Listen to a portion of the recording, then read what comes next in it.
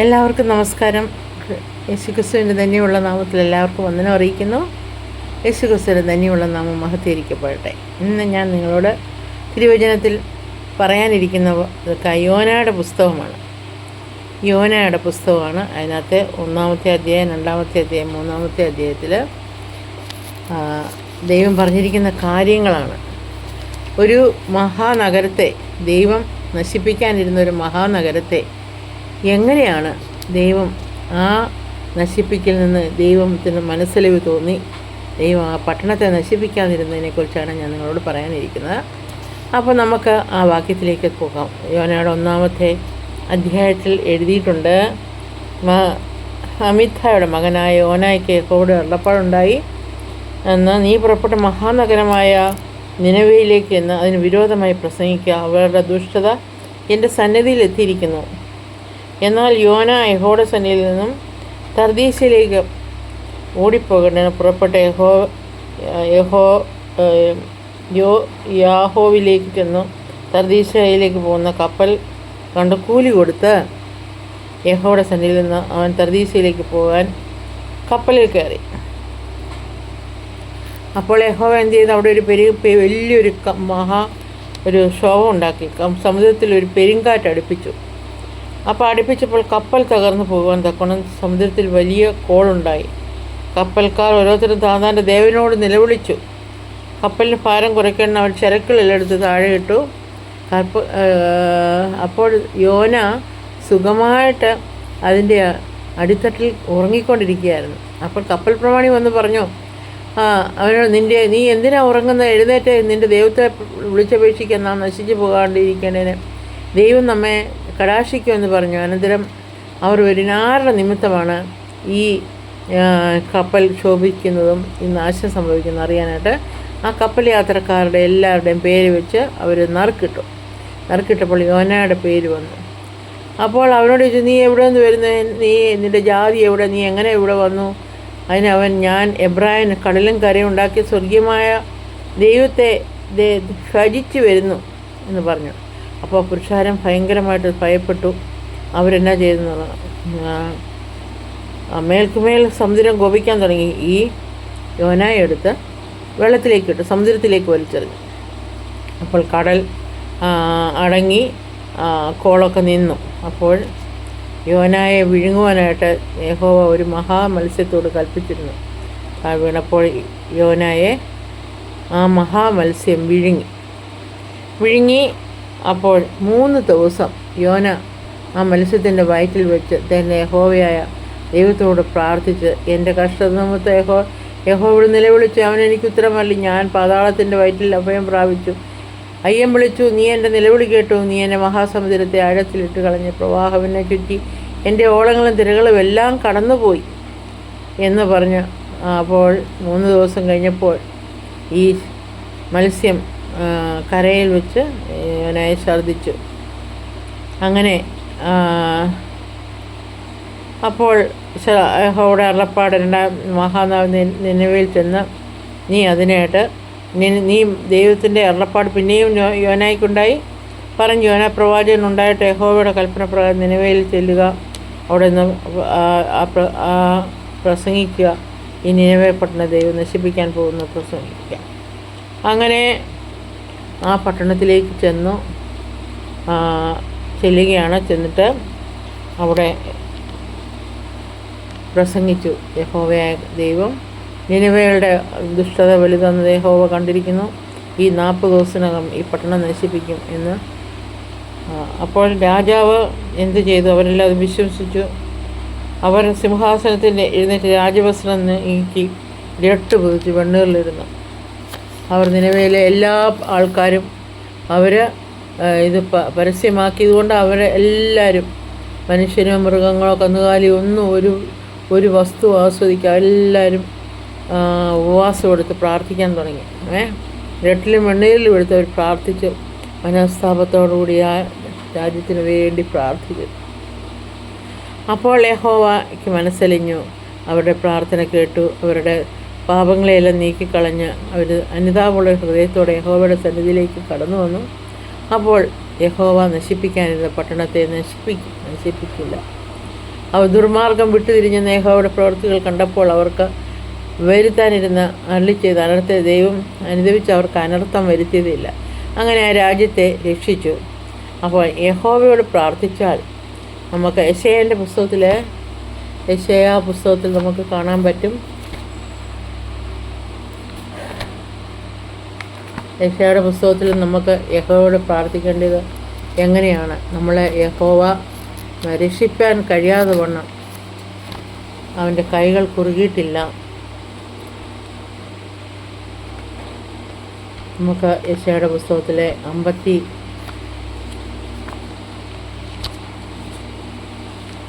യെശയ്യായുടെ പുസ്തകത്തിൽ നമുക്ക് വായിക്കാൻ പറ്റും. 58-ാമത്തെ അധ്യായം 58 എടുക്കട്ടെ.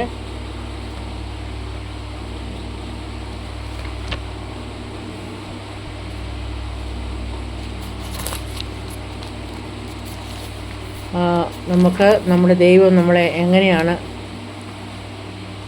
രക്ഷിക്കുന്നതെന്നാണ് നമുക്ക് പറയാനുള്ളത്. 59-ാമത്തെ ഇതിനകത്ത് രക്ഷിപ്പാൻ കഴിയാതെ വണ്ണം യഹോവയുടെ കൈ കുറുകിയിട്ടില്ല, കേൾപ്പാൻ കഴിയാതെ വണ്ണം അവൻ്റെ ചെവി മന്ദമായിട്ടുമില്ല. നിങ്ങളുടെ അകൃത്യങ്ങളത്രേ നിങ്ങളെയും നിങ്ങളുടെ ദൈവത്തെയും നമ്മൾ ഭിന്നിപ്പിച്ചിരിക്കുന്നത്. നമ്മുടെ പാപങ്ങളത്രേ അവൻ കേൾക്കാതെ വണ്ണം അവൻ്റെ മുഖത്തെ നിങ്ങൾ മറയ്ക്കുമാറാക്കിയിരിക്കുന്നത്. നിങ്ങളുടെ കൈകൾ രക്തം കൊണ്ടും നിങ്ങളുടെ വിരലുകൾ അകൃത്യം കൊണ്ടും നിറഞ്ഞിരിക്കുന്നു. നിങ്ങളുടെ അധമ മനസ്സ് പോഷ്കു സംസാരിക്കുന്നു, അതരങ്ങൾ പോഷ്കു സംസാരിക്കുന്നു. നിങ്ങളുടെ നാവ് നീതിയോട് നിങ്ങൾ ഒരുത്തിനും നീതിയോട് വ്യവഹരിക്കുന്നില്ല. അതുകൊണ്ട് നമ്മളെ രക്ഷിപ്പാൻ യഹോവയുടെ കരങ്ങൾ കുറുകിയിട്ടില്ല, രക്ഷിപ്പാതിരിക്കത്തക്കവണ്ണം അവന് കേൾപ്പാൻ കഴിയാതെ വണ്ണം അവൻ്റെ ചെവി മന്ദമായിട്ടില്ല. യഹോവ അപ്പോൾ നിനിവേക്കാരുടെ അനുതാപമുള്ള പ്രാർത്ഥന ദൈവം കേട്ടു, ആ രാജ്യത്തെ രക്ഷിച്ചു എന്ന് പറഞ്ഞ പോലെ നമ്മുടെ പാപങ്ങളാണ്, നമ്മുടെ അകൃത്യങ്ങളും പാപങ്ങളുമാണ് നമ്മളെ ദൈവത്തിൽ നിന്ന് അകറ്റുന്നത്. അതേസമയം 59-ാമത്തെ അധ്യായത്തിൽ 1, 2, 3, 4 വാക്യങ്ങളാണ് നിങ്ങളുടെ മുമ്പിൽ യെശയ്യായുടെ പുസ്തകം വായിച്ചത് ഞാൻ. അപ്പോൾ ഇനിയും നമുക്ക് 58-ാമത്തെ അധ്യായത്തിൽ 5, 6, 7, 8 ഒക്കെ 58 വാക്യങ്ങൾ വായിച്ചാൽ നമുക്ക് മനസ്സിലാക്കുന്ന തലയെ വേഴാമ്പോൽ പോലെ കുനിക്കുക, രട്ടും വെണ്ണീരും വിരിച്ച് കിടക്കുക, ഇതാവുന്നു നിങ്ങളുടെ ഉപവാസം. ഇതിനാണോ നിങ്ങൾ നോയമ്പെന്നും യഹോവയ്ക്ക് പ്രസാദമുള്ള ദിവസമെന്നും പറയുന്നത്? നമ്മൾ ഉപവാസം എടുക്കുന്നത് എങ്ങനെയായിരിക്കും നമ്മൾ ഉപവാസം എടുക്കേണ്ടത്? നമ്മൾ ഉപവാസം എടുക്കുമ്പോൾ നീ രട്ടും വെണ്ണീരും വിരിച്ച് കിടക്കുക മാത്രമല്ല, വേഴാമ്പലിനെപ്പോലെ തല താഴ്ച കിടക്കുകയല്ല മാത്രമല്ല നീ ചെയ്യേണ്ടത്. നീ അന്യായ ബന്ധനങ്ങളെ അഴിക്കുക, നുഖത്തിൻ്റെ അടിമക്കയറുകളെ അഴിക്കുക, പിടിതിര സ്വതന്ത്രമായി വിട്ടേക്കുക, എല്ലാ നുഖത്തെയും തകർക്കുക. ഇതല്ലയോ എനിക്ക് ഇഷ്ടമുള്ള ഉപവാസം. അപ്പോൾ നമ്മൾ ദൈവം പറഞ്ഞിരിക്കുന്നത് നമ്മൾ അന്യായ ബന്ധനങ്ങളെ അഴിക്കുക, നുഖത്തിൻ്റെ അടിമക്കയറുകളെ അഴിക്കുക, പിടിതിര സ്വതന്ത്രമായി വിട്ടയക്കുക, എല്ലാ നുഖത്തെയും തകർക്കുക. പിന്നെ നിങ്ങൾ വിശക്കുന്നവൻ അപ്പം നുറുക്കി കൊടുക്കുന്നതും അലഞ്ഞു നടക്കുന്ന സാധുക്കളെ നിൻ്റെ വീട്ടിൽ ചേർത്ത് കൊള്ളുന്നതും നഗ്നനെ കണ്ടാൽ അവനെ ഉടുപ്പിക്കുന്നതും നിൻ്റെ മാംസരത്നങ്ങളായിരിക്കുന്ന നിന്നെ തന്നെ മറയ്ക്കാതിരിക്കുന്നതുമല്ലയോ? അപ്പോൾ നിൻ്റെ വെളിച്ചം ഉഷസ് പോലെ പ്രകാശിക്കും, നിൻ്റെ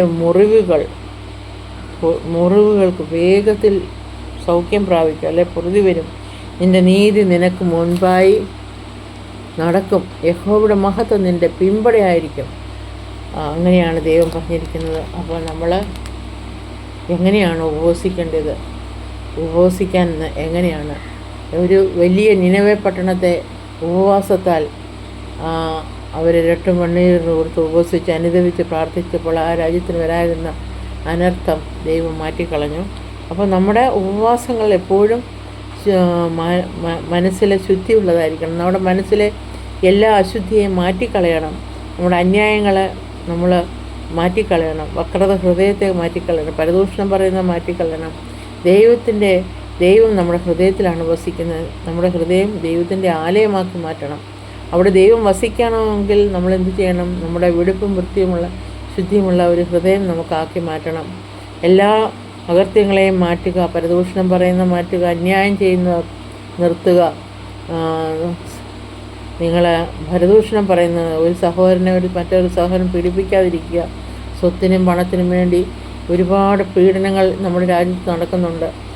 പല രാജ്യം അന്യായമായിട്ട് പീഡിപ്പിക്കുകയും അവരുടെ സ്വത്തുക്കളെ കൈവശമാക്കാൻ പല രീതിയിൽ അവർ അന്യായം ചെയ്യുകയും പല രീതിയിലും മനുഷ്യരെ പീഡിപ്പിക്കുന്നവരുണ്ട്. പക്ഷേ അവരുടെയൊക്കെ ദൈവം പ്രാർത്ഥന കേൾക്കുമോ? ഈ ദുഷ്ടതയെ ദൈവം സ്വീകരിക്കുമോ? ഒരിക്കലുമില്ല. ദുഷ്ടന്മാർ പ്രാർത്ഥിച്ചാൽ ഒരിക്കലും, ഈ അന്യായം ചെയ്യുന്നവർ പ്രാർത്ഥിച്ചാൽ ഒരിക്കലും ദൈവം കേൾക്കുകയില്ല. നമ്മുടെ ഹൃദയങ്ങളെ വെടിപ്പാക്കുക, നമ്മൾ മുട്ടുള്ളവർക്ക് ഭക്ഷണമില്ലാത്തവർക്ക് ഭക്ഷണം കൊടുക്കുക, അതുപോലെ തന്നെ നഗ്നരായിട്ടുള്ളവർക്ക് ഉടുക്കാൻ കൊടുക്കുക, അലഞ്ഞു തിരിഞ്ഞ് നടക്കുന്ന സാധുക്കളെ നിൻ്റെ വീട്ടിൽ ചേർത്ത് കൊള്ളുക, നിൻ്റെ മാംസരക്തങ്ങളായ നിൻ്റെ സ്വന്തക്കാരെയും നിൻ്റെ മാംസരക്തങ്ങളായിരിക്കും നിന്നെ തന്നെ മറയ്ക്കാതിരിക്കുക. നമ്മുടെ കൂടപ്പിറപ്പുകൾ നമ്മളെ പരിഹസിക്കുകയും നമ്മളെ അപമാനപ്പെടുത്തുകയൊക്കെ ചെയ്യാതിരിക്കുക. അപ്പോൾ ഇതൊക്കെയാണ് നമ്മൾ ചെയ്യേണ്ടത്. അല്ല അപ്പോൾ നിൻ്റെ വെളിച്ചം ഉഷസ് പോലെ നിന്നിൽ പ്രകാശിക്കും. നിൻ്റെ മുറിവുകൾ വേഗത്തിൽ പൊറുതി വരും. നിൻ്റെ നീതി നിനക്ക് മുമ്പായി നടക്കും. അത് നിൻ്റെ യഹോവയുടെ മഹത്വം നിനക്ക് പിൻപടയായിട്ട് ഇരിക്കും. ഇതാണ് നമ്മൾ ചെയ്യേണ്ടത്. അപ്പോൾ നമ്മൾ പ്രാർത്ഥിക്കുന്നത് എങ്ങനെയാണ്? ഉപവാസത്തോടും പ്രാർത്ഥനയോടും കൂടി ഇരിക്കുന്നത് എങ്ങനെയാണ്? നമ്മുടെ ഹൃദയത്തെ നിർമ്മല ഹൃദയത്തോടുകൂടി ഇരിക്കുക. നമ്മുടെ അകൃത്യങ്ങളെല്ലാം മാറ്റിവെക്കുക. അന്യായം ചെയ്തവരോട് ക്ഷമ ചോദിക്കുക. അതുപോലെ അന്യായം ചെയ്യാതിരിക്കുക. നമ്മൾ സാധുക്കളെ ചേർത്ത് കൊള്ളുക. ആഹാരം ഇല്ലാത്തവന് ആഹാരം കൊടുക്കുക, ഉടുക്കാനില്ലാത്തവന് ഉടുക്കാൻ കൊടുക്കുക. ഇതൊക്കെ ചെയ്താൽ നിൻ്റെ വെളിച്ചം ഉഷസ് പോലെ പ്രകാശിക്കുമെന്നാണ് തിരുവചനത്തിൽ എഴുതിയിരിക്കുന്നത്. 58 അധ്യായത്തിലെ 4, 5, 6, 7, 8, 9 വാക്യങ്ങളാണ് ഞാൻ വായിച്ചത്. അതുപോലെ തന്നെ 59 അധ്യായത്തിൽ 1, 2, 3, 4 നമ്മൾ വായിച്ചത്. അപ്പോൾ നമ്മുടെ ഉപവാസം എപ്പോഴും നമ്മൾ നിർമ്മലമായിരിക്കട്ടെ. ഉപവാസത്തിനിരിക്കുമ്പോൾ നമ്മുടെ ഹൃദയത്തെ വിശുദ്ധമാക്കണം. നമ്മൾ ആരോടെങ്കിലും പാപം ചെയ്തിട്ടുണ്ടെങ്കിൽ അവരോട് ക്ഷമ ചോദിക്കണം. നിർമ്മല ഹൃദയത്തോടുകൂടി ഇരുന്ന് പ്രാർത്ഥിച്ചാൽ മാത്രമേ ദൈവം നമ്മുടെ പ്രാർത്ഥന കേൾക്കുകയുള്ളൂ. പ്രിയ സഹോദരങ്ങളെ, എപ്പോഴും നമ്മുടെ ഹൃദയം നിർമ്മലരായിരിക്കാൻ നമ്മൾ ശ്രദ്ധിക്കുക. നമ്മുടെ പാപങ്ങളെക്കുറിച്ച് നമുക്കൊരു ബോധമുണ്ടാക്കുക. പാപത്തിൻ്റെ പരിഹാരം നമ്മൾ അനുതാപമുള്ള ഹൃദയത്തോടുകൂടി യഹോവയുടെ മുമ്പിലേക്ക് വരിക. നമ്മുടെ പാപങ്ങളെല്ലാം പരിഹരിച്ച് ദൈവം നമുക്ക് നല്ലത് വരുത്തും. യഹോവയുടെ മഹത്വം നമ്മുടെ പിൻപടിയായിട്ട് നമുക്ക് കിട്ടും. അതുകൊണ്ട് നമ്മളെല്ലാവരും ഇത് ശ്രദ്ധിക്കുക. യഹോവയെ നമ്മുടെ ഹൃദയത്തിൽ, നമ്മുടെ കർത്താവിനെ നമ്മുടെ ഹൃദയത്തിൽ പ്രതീക്ഷിക്കുവാൻ തക്കവണ്ണം നമ്മുടെ ഹൃദയത്തെ ശുദ്ധമാക്കുക. ഇതാണ് ഇന്ന് എനിക്ക് തരാനുള്ള മെസ്സേജ്. അപ്പോൾ എല്ലാവരും ദൈവം അനുഗ്രഹിക്കട്ടെ. എനിക്കിഷ്ടമായെങ്കിൽ സപ്പോർട്ട് ചെയ്യാൻ മറക്കരുത്. അപ്പോൾ എല്ലാ ആൾക്കാർക്കും ഒരു നല്ല ദിനം ആശംസിക്കും. ദൈവം നിങ്ങളെ സമർത്ഥമായിട്ട് അനുഗ്രഹിക്കട്ടെ. God bless you all. By.